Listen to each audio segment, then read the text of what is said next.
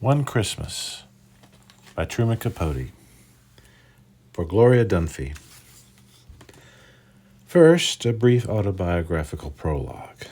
My mother, who was exceptionally intelligent, was the most beautiful girl in Alabama. Everyone said so, and it was true. And when she was 16, she married a 28-year-old businessman who came from a good New Orleans family. Marriage lasted a year. My mother was too young to be a mother or a wife. She was also too ambitious. She wanted to go to college and to have a career. So she left her husband. And as for what to do about me, she deposited me in the care of her large Alabama family. Over the years, I seldom saw either of my parents. My father was occupied in New Orleans, and my mother, after graduating from college, was making a success for herself in New York. So far as I was concerned, this was not an unpleasant situation. I was happy where I was. I had many kindly relatives, aunts and uncles and cousins, particularly one cousin, an elderly, white-haired, slightly crippled woman named Sook, Miss Sook Falk. I had other friends, but she was by far my best friend. It was Sook who told me about Santa Claus, his flowing beard, his red suit, his jangling, present-filled sled, and I believed her, just as I believed that everything was God's will, or the Lord's, as Sook always called him. If I stubbed my toe, or fell off a horse, or caught a good-sized fish at the creek, well, good or bad, it was all the Lord's will. And that was what Sook said when she received the frightening news from New Orleans. My father wanted me to travel there to spend Christmas with him. I cried. I didn't want to go. I'd never left this small, isolated Alabama town surrounded by forests and farms and rivers. I'd never gone to sleep without Sook combing her fingers through my hair and kissing me good night. Then, too, I was afraid of strangers, and my father was a stranger. I had seen him several times, but the memory was a haze. I had no idea what he was like. But as Sook said, it's the Lord's will. And who knows, buddy, maybe you'll see snow. Snow! Until I could read myself, Sook read me many stories, and it seemed a lot of snow was in almost all of them. Drifting, dazzling fairy tale flakes. It was something I dreamed about, something magical and mysterious that I wanted to see and feel and touch. Of course, I never had and never had Sook. How could we, living in a hot place like Alabama? I don't know why she thought I would see snow in New Orleans, for New Orleans is even hotter. Never mind. She was just trying to give me the courage to make the trip. I had a new suit. It had a card pinned on the lapel with my name and address. That was in case I got lost. You see, I had to make the trip alone, by bus. Well, everybody thought that I'd be safe with my tag. Everybody but me. I was scared to death and angry, furious at my father, this stranger who was forcing me to leave home and be away from Sook at Christmas time. It was a 400-mile trip, something like that. My first stop was in Mobile. I changed buses there and rode along forever and forever through swampy lands and along sea coasts until we arrived in a loud city tinkling with trolley cars and packed with dangerous, foreign-looking people. That was New Orleans.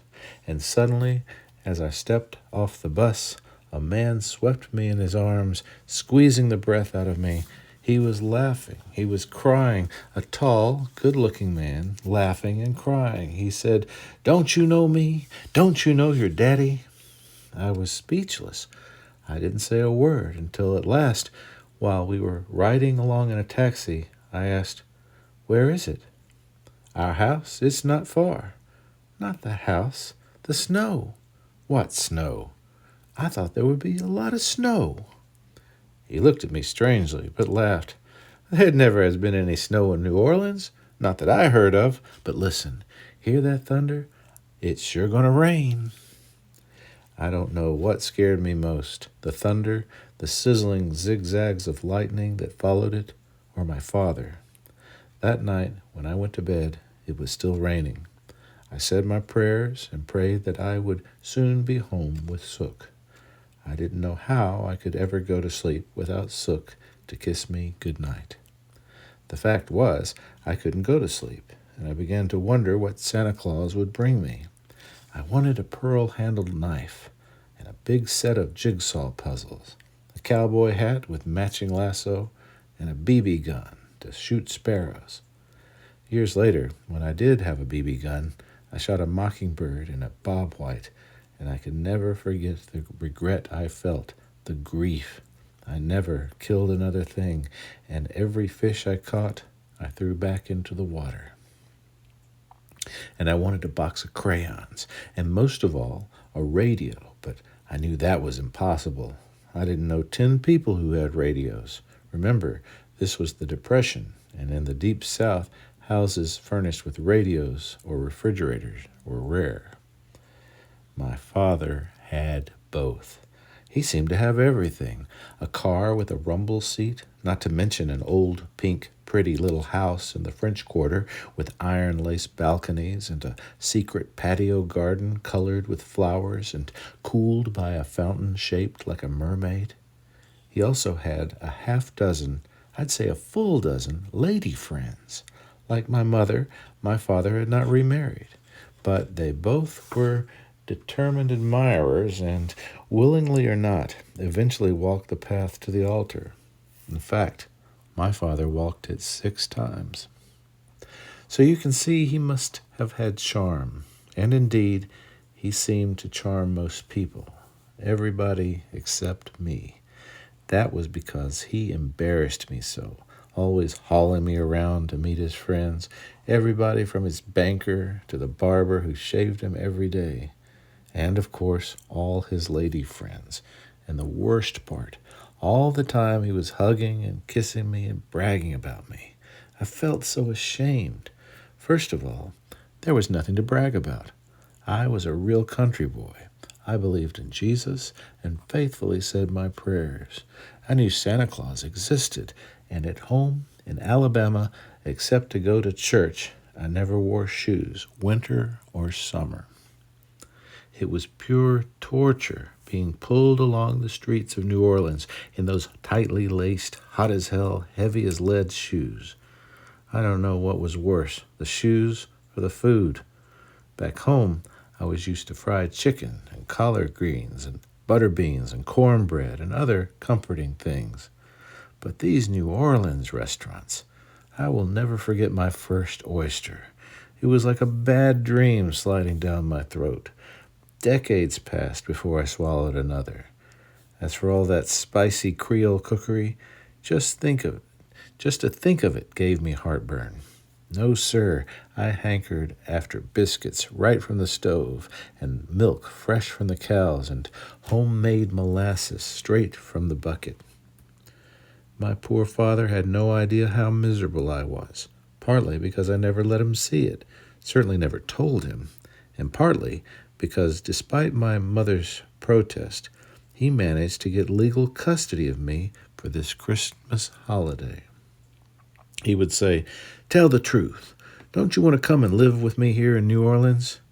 "I can't." "What do you mean you can't?" "I miss Sook.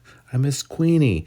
We have a little rat terrier, a funny little thing, but we both love her." He said, "Don't you love me?" I said, "Yes, but the truth was, except for Sook and Queenie and a few cousins and a picture of my beautiful mother beside my bed, I had no real idea what love meant." I soon found out. The day before Christmas, as we were walking along Canal Street, I stopped dead still, mesmerized by a magical object that I saw in the window of a big toy store. It was a model airplane, large enough to sit in and pedal like a bicycle. It was green and had a red propeller. I was convinced that if you pedaled fast enough, it would take off and fly. Now, wouldn't that be something? I could just see my cousins standing on the ground while I flew about among the clouds. Talk about green! I laughed and laughed and laughed. It was the first thing I'd done that made my father look confident, even though he didn't know what I thought was so funny. That night, I prayed that Santa Claus would bring me the airplane.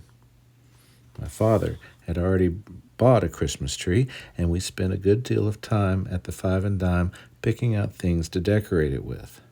Then I made a mistake. I put a picture of my mother under the tree. The moment my father saw it, he turned white and began to tremble. I didn't know what to do, but he did.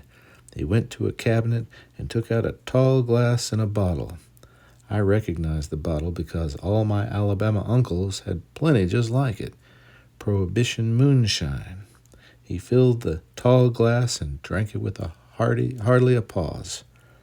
After that, it was as though the picture had vanished. And so I awaited Christmas Eve and the always exciting advent of Fat Santa. Of course, I had never been a weighted, jangling, belly-swollen giant flop down a chimney and gaily dispense his largesse under a Christmas tree. My cousin Billy Bob, who was a mean little runt but had a brain like a fist made of iron, said that was all a lot of hooey. There was no such creature. My foot, I said. Anybody would believe there was any Santa Claus would believe a mule was a horse. This quarrel took place in the tiny courthouse square. I said, there is a Santa Claus because what he does is the Lord's will, and whatever is the Lord's will is the truth. And Billy Bob, spitting on the ground, walked away. Well, looks like we've got another preacher on our hands. I always swore I'd never go to sleep on Christmas Eve. I wanted to hear the prancing dance of reindeer on the roof and to be there at the foot of the chimney to shake hands with Santa Claus. And on this particular Christmas Eve, nothing, it seemed to me, could be easier than staying awake. My father's house had 3 floors and 7 rooms, several of them huge, especially the 3 leading to the patio garden, a parlor, a dining room with a musical room for those who liked to dance and play and deal cards. The 2 floors above were trimmed with lacy balconies, whose dark green iron intricacies were delicately entwined with bougainvillea and rippling vines of scarlet spider orchids, a plant that resembles lizards flicking their red tongues. It was the kind of house best displayed by lacquered floors and some wicker here, some velvet there. It could have been mistaken for the house of a rich man. Rather, it was the place of a man with an appetite for elegance. To a poor, but happy, barefoot boy from Alabama, it was a mystery how he managed to satisfy that desire.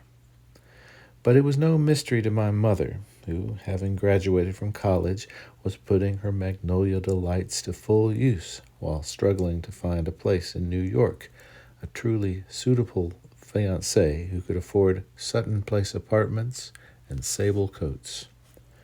No, my father's resources were familiar to her, though she never mentioned the matter until many years later, long after she had acquired ropes of pearls to glisten around her sable-wrapped throat. She had come to visit me in a snobbish New England boarding school, where my tuition was paid by her rich and generous husband. When something I said tossed her into a rage, she shouted, "So you don't know how he lives so well? Charters yachts and cruises to the Greek islands. His wives! Think of the whole long string of them, all widows, all rich, very rich, and all much older than he. Too old for any sane young man to marry. That's why you are his only child, and that's why I'll never have another child. I was too young to have any babies, but he was just a beast. He wrecked me. He ruined me. Just a gigolo. Everywhere I go, people stop and stare. Moon, moon over Miami. This is my first affair, so please be kind. Hey, mister, can you spare a dime? just a gigolo. Everywhere I go, people stop and stare. All the while she talked, and I tried not to listen because by telling me my birth had destroyed her, she was destroying me. These tunes ran through my heads, or tunes like them. They helped me not to hear her, and they reminded me of the strange, haunting party my father had given in New Orleans that Christmas Eve. The patio was filled with candles, and so were the 3 rooms leading off it. Most of the guests were gathered in the parlor, where a subdued fire in the fireplace made the Christmas tree glitter, but many others were dancing in the music room and the patio to music from a wind-up Victrola. After I had been introduced to the guests and been made much of, I had been sent upstairs, but from the terrace outside my French-shuttered bedroom door. I could watch all the party, see all the couples dancing. I watched my father waltz a graceful lady around the pool that surrounded the mermaid fountain. She was graceful, and dressed in a wispy silver dress that shimmered in the candlelight. But she was old, at least 10 years older than my father, who was then 35. I suddenly realized my father was by far the youngest person in the party. None of the ladies, charming as they were any younger than the willowy waltzer in the floating silver dress. It was the same with the men, so many of whom were smoking sweet-smelling Havana cigars. More than half of them were old enough to be my father's father. Then I saw something that made me blink. My father and his agile partner had danced themselves into a niche shadowed by a scarlet spider orchids, and they were embracing, kissing. I was so startled. I was so irate. I ran into my bedroom, jumped into bed, and pulled the covers over my head. What would my nice-looking young father want with an old woman like that? And why didn't all those people downstairs go home so Santa Claus could come?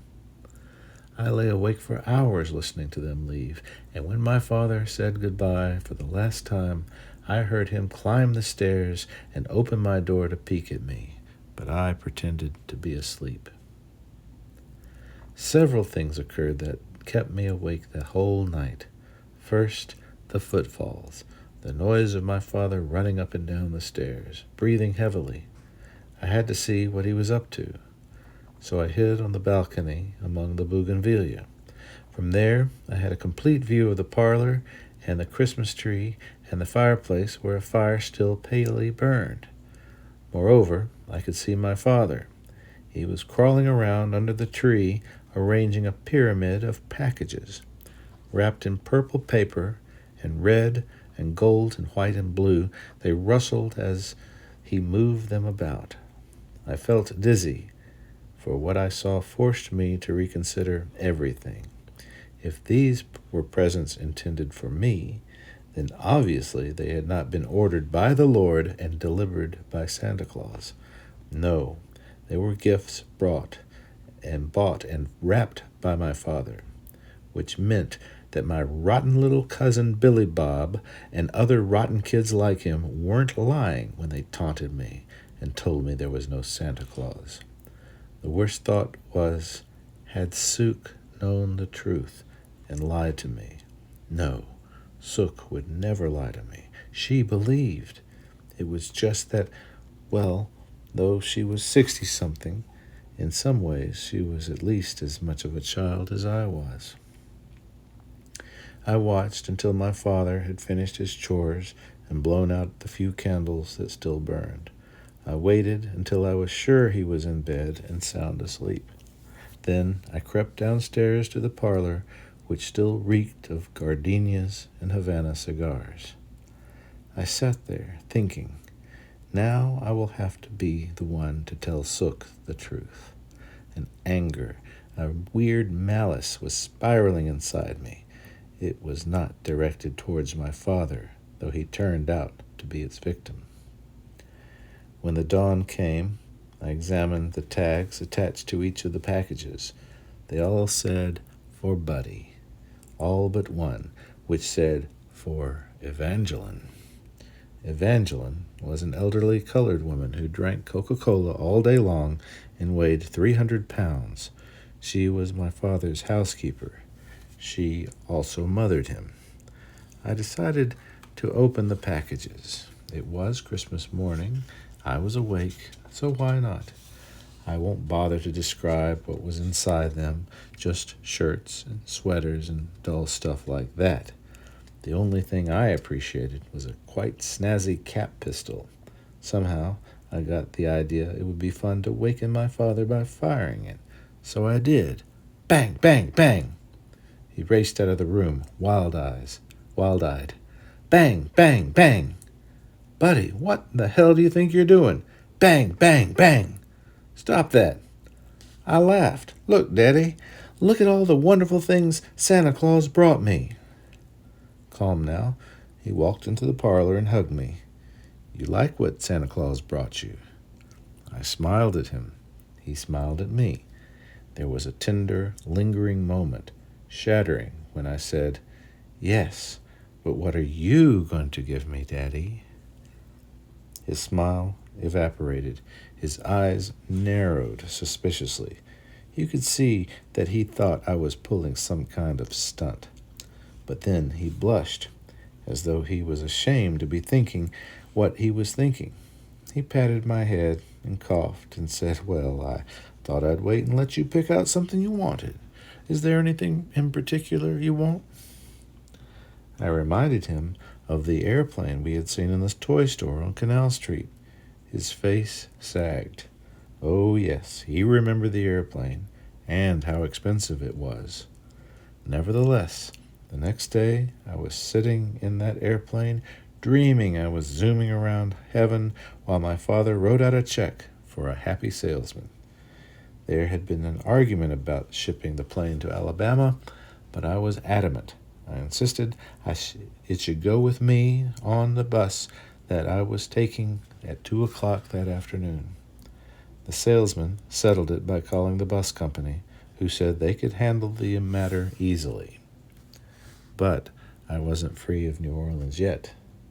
The problem was a large silver flask of moonshine.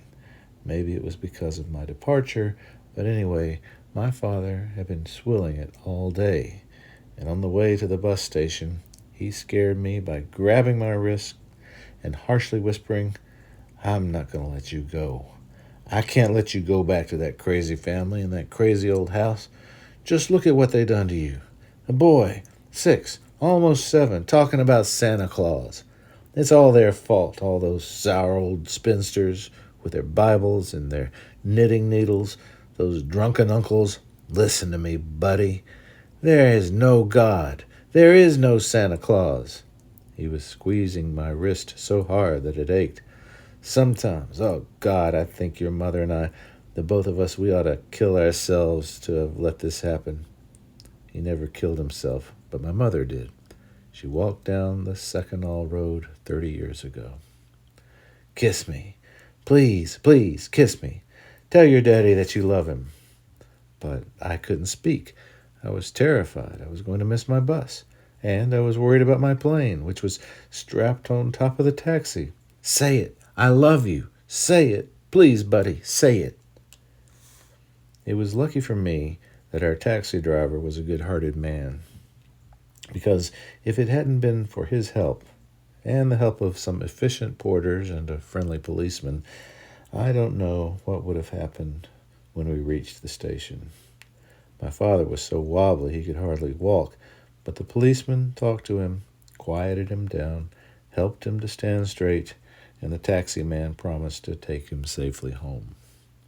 But my father would not leave until he had seen the porters put me on the bus. Once I was on the bus, I crouched in a seat and shut my eyes. I felt the strangest pain, a crushing pain that hurts everywhere. I thought if I took off my heavy city shoes, those crucifying monsters, the agony would ease. I took them off, but the mysterious pain did not leave me. In a way, it never has, never will. 12 hours later, I was home in bed. The room was dark. Sook was sitting beside me, rocking in a rocking chair, a sound as soothing as ocean waves. I had tried to tell her everything that had happened and only stopped when I was hoarse as a howling dog. She stroked her fingers through my hair and said, "Of course there is a Santa Claus. It's just that no single somebody could do all he has to do. So the Lord has spread the task among us all. That's why everybody is Santa Claus. I am, you are, even your cousin Billy Bob. Now go to sleep. Count stars. Think of the quietest thing, like snow. I'm sorry you didn't get to see any, but now snow is falling through the stars." Stars sparkled, snow whirled inside my head. The last thing I remembered was a peaceful voice of the Lord telling me something I must do, and the next day I did it. I went with Sook to the post office and bought a penny postcard. That same postcard exists today. It was found in my father's safety deposit box when he died last year. Here's what I had written to him. "Hello, Pop. Hope you are well. I am learning to pedal my plane so fast I will soon be in the sky. So keep your eyes open. And yes, I love you, buddy."